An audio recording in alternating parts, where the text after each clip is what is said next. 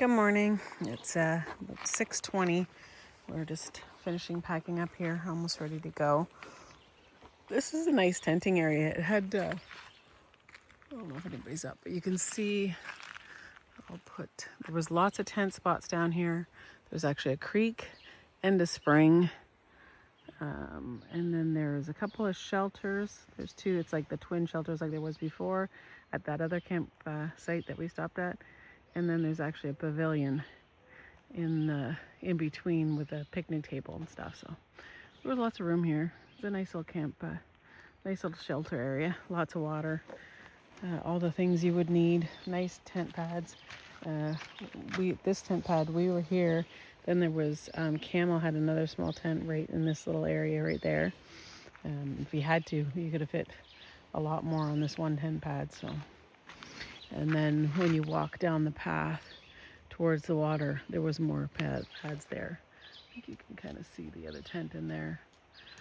Yeah, so it's a nice shelter area. So we're going to probably be ready to go within 5 minutes. We've already eaten and done our stuff. We just got to finish throwing this into our tent, into our bags, and then see how much water we need to filter. But we've already collected it from last night anyway. Yeah, so I'll show you what today brings, but our plan, I think, is that unless we get there early, which that's unlikely. yeah, we always say that, unless we get there early, but odds are we're stopping in 1906 or 1907 at the next shelter there.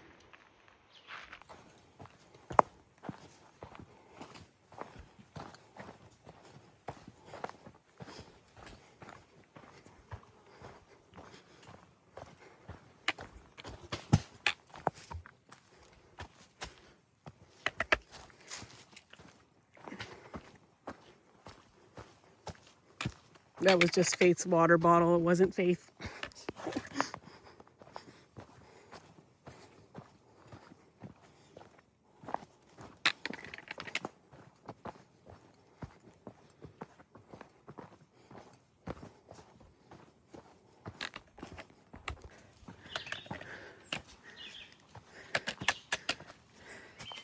We just did a nice section that was straight up and rocky. This is a little bit of up, but definitely rocky. Look at that beautiful spot.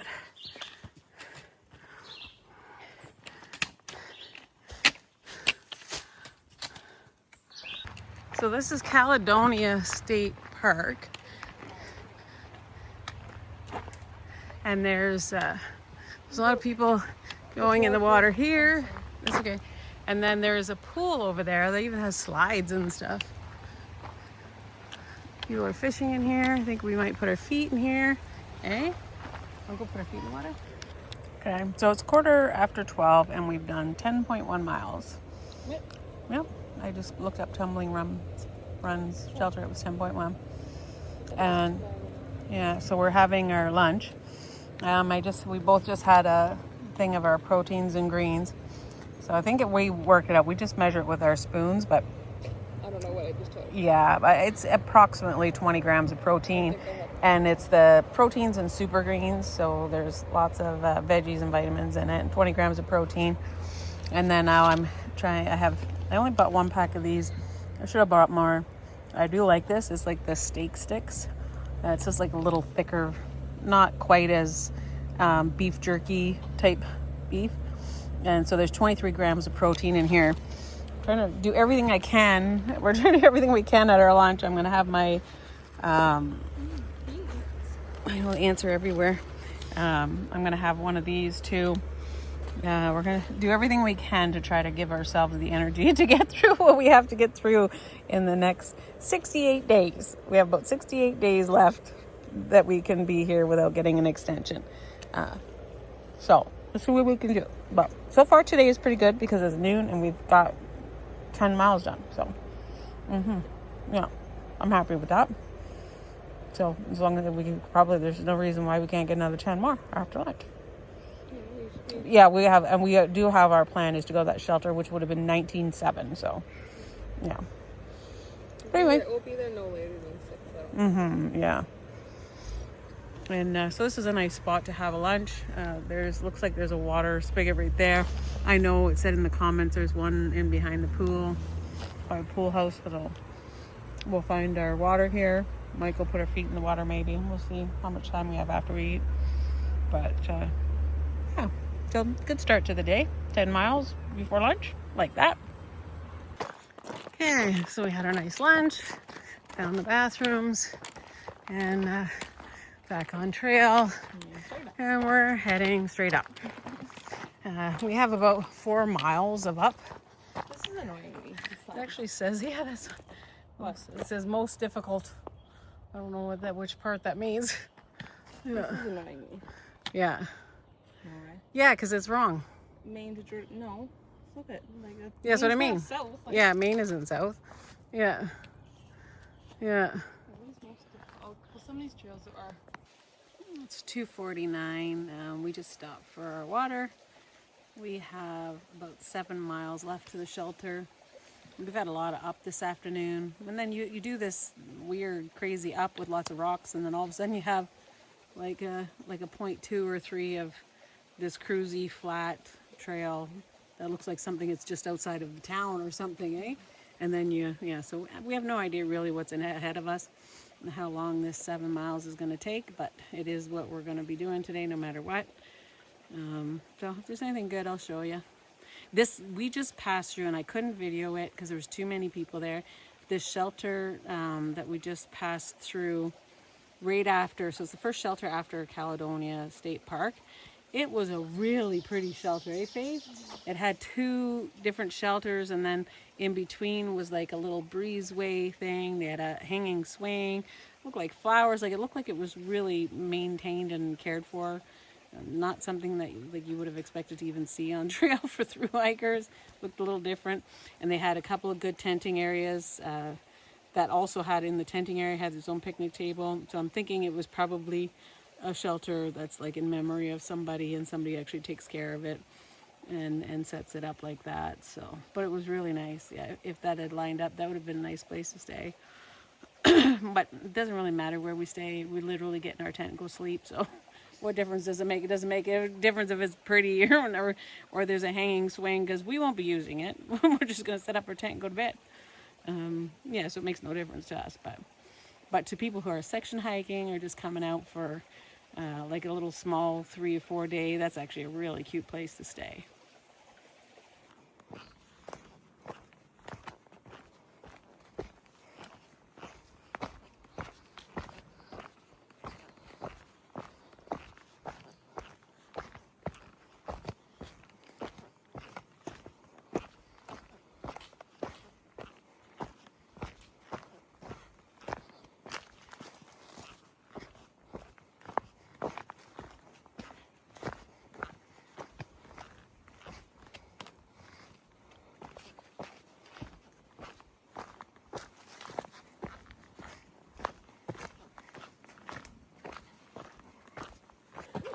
Okay, so it's almost 7:30. We still have 2 miles to go, but not because of anything slowing us down, other than we got to where there's a cabin that is you can rent it out. It's owned by, I think it's the PATC. And so it was a bunch of 2018 thru hikers who rented this cabin out to do trail magic. So they had hamburgers, hot dogs, chips, so much fruit. And then, so I have an orange and a peach with me. And they had everything you could think of, including great company, great advice for what's ahead of us. It was such a nice time. And a lot of these guys, they did a lot of driving to get here.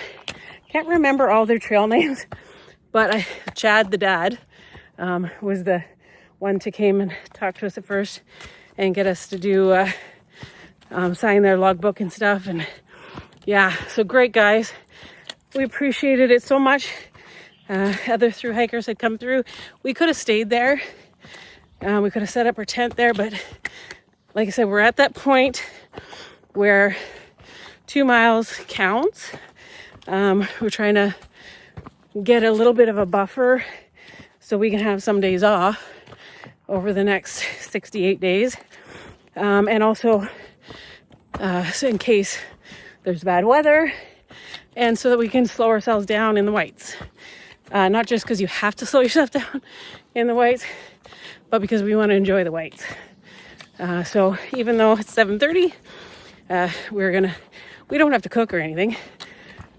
So, yeah, we ate so much food.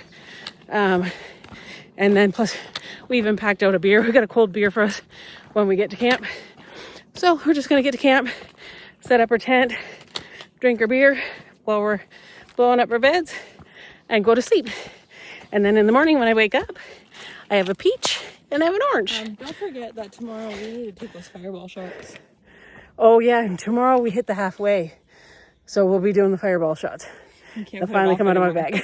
Yeah.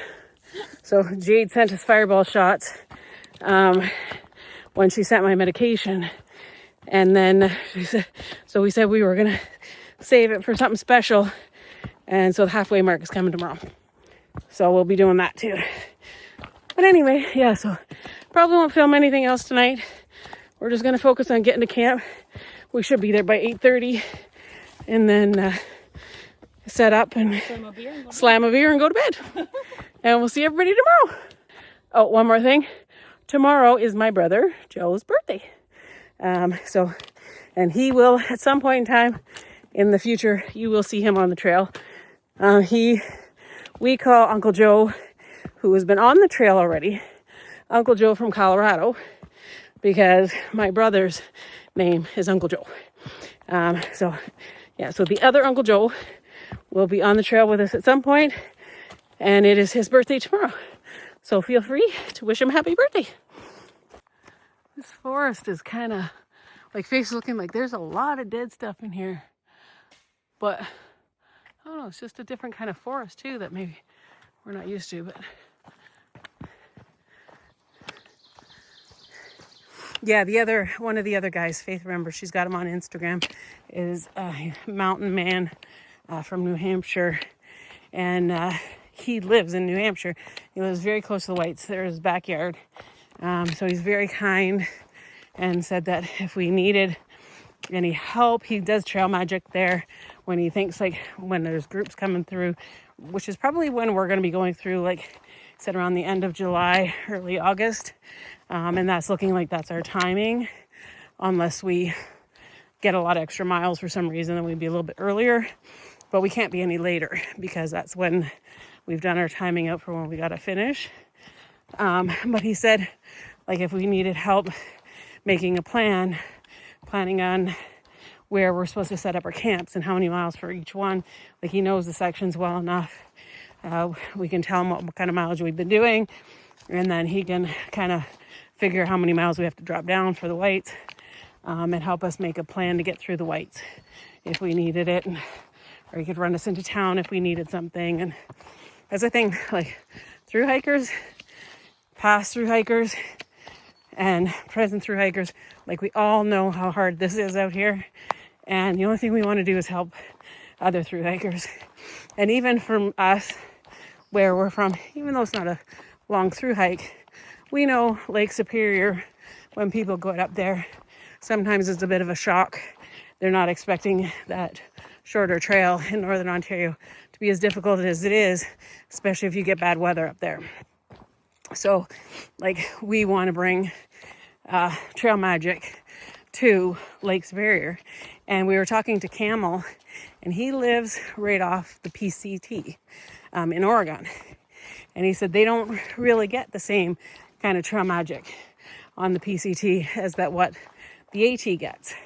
And so he wants to bring trail magic to the PCT. So, I mean, the AT, it affects people. Like, the AT is very social. And even if you don't have, like, a tramley, like Faith and I don't have a tramley that we're with all the time, but we've met so many people that we text with and check in on, and that if we saw them, like, we'd be so excited, and that we'll probably never stop checking on and texting. She got people that, she's talking to about doing if she does the PCT, she has people in it that she can do it with. Because all of our ones that we met here, this is their first through hike. So a bunch of them like Forge and Uncle Joe and all them. So, and Gold Star, or Goldilocks. But yeah, so it was really nice talking to them.